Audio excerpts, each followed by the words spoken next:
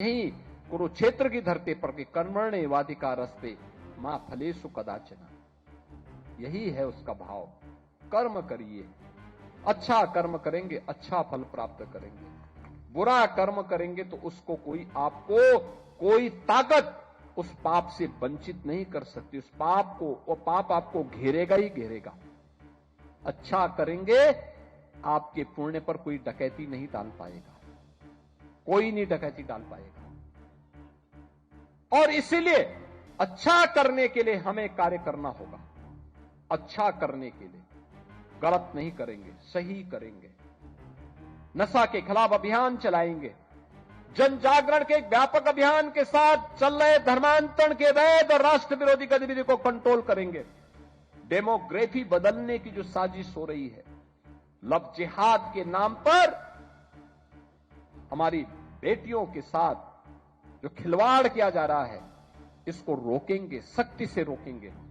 जागरूक करेंगे परिवारों को संस्कारित करेंगे और संस्कारवान परिवार के माध्यम से एक सशक्त राष्ट्र के निर्माण की दिशा में जो प्रवर्तमान अभियान है, इस अभियान में हम भी योगदान देंगे। यह हमारे योगियों को, पूज्य संतों को और समाज के जागरूक नागरिकों को इस दिशा में आगे बढ़ना होगा। और इसकी शुरुआत होती है नशा के खिलाफ अभियान से। जो मैंने कहा, नशा नाश का कारण है, पूरी पीढ़ी को खोखला बना देता है, उसकी सोचने समझने की सामर्थ्य को नष्ट कर डालता है, उसे तमाम प्रकार के पाप कर्मों के लिए प्रेरित करता है। हमें इससे बचने की आवश्यकता है, उसके खिलाफ एक अभियान को चलाने की आवश्यकता है। और इस अभियान को अगर हम एक साथ मिलकर के चलाते हैं, सीमा पार से आने वाला जो ड्रग है, जो नशा है, वह देश के दुश्मनों की साजिश का परिणाम है।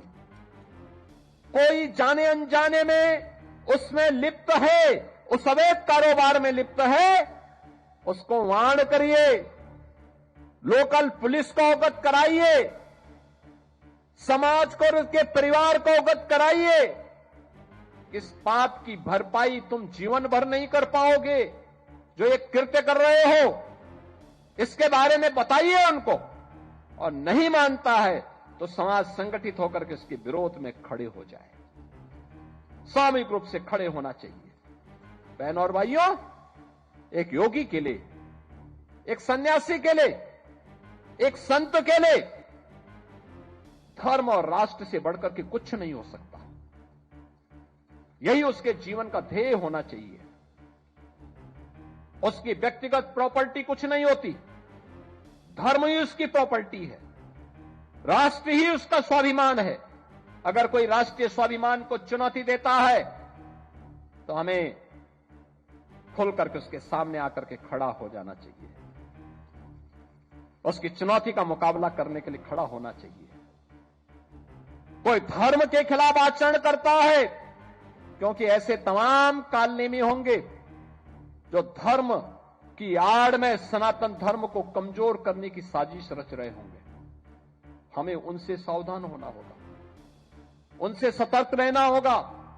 अगर हम सतर्क हैं तो कोई आने वाले समय में हमारी जो यात्रा चल रही है, आज भारत एक नई आभा के साथ आगे बढ़ रहा है। देख रहे हैं ना, दुनिया में जब हलचल है, अराजकता है, अव्यवस्था है, लोग लड़ रहे हैं आपस में, तब भारत एक शानदार यात्रा के साथ आगे बढ़ रहा है। आप सोचो, इस शानदार यात्रा नहीं होती तो प्रयागराज में मौनी अमावस्या के दिन मात्र माघ मेला है, कुंभ नहीं है। कल यानी 18 जनवरी को मौनी अमावस्या के दिन 4.5 करोड़ श्रद्धालु वहां आकर के संगम में आस्था की डुबकी लगाया है। 4.5 करोड़। और गंगा जल क्या अविरल और निर्मल है। हमारा दायित्व बनता है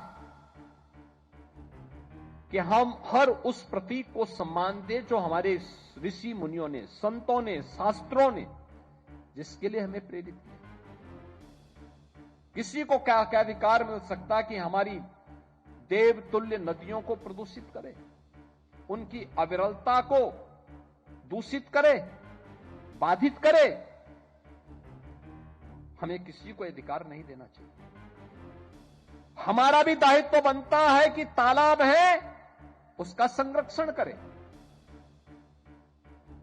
भाई तालाब के माध्यम से केवल वो तालाब जल ही नहीं दे रहा, जल का संरक्षण करने का काम भी करता है, सरप्लस वाटर को संरक्षित करता है, और जब संरक्षित करता है तो वही जल फिर आपके काम आता है, ग्राउंड वाटर ही फिर आपके काम आता है।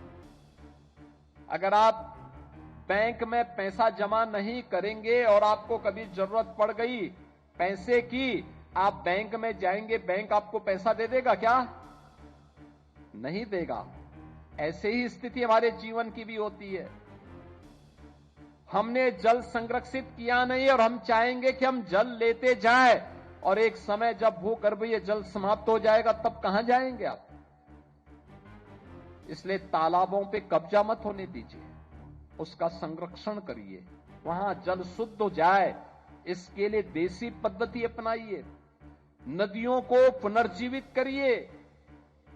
मैं देख रहा था हरियाणा में तो सरस्वती नदी को पुनर्जीवित करने का काम हुआ। मैं पेवा में गया था, बापू शेरनाथ जी बापू के आश्रम में, क्या देखा मैंने वहां सरस्वती जी का, कितना पावन धारा वहां दिख रही थी।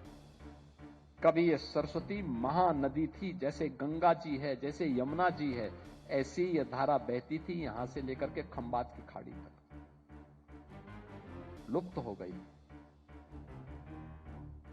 हमारा दायित्व बनता है कि अपनी नदी संस्कृति को जीवित करें,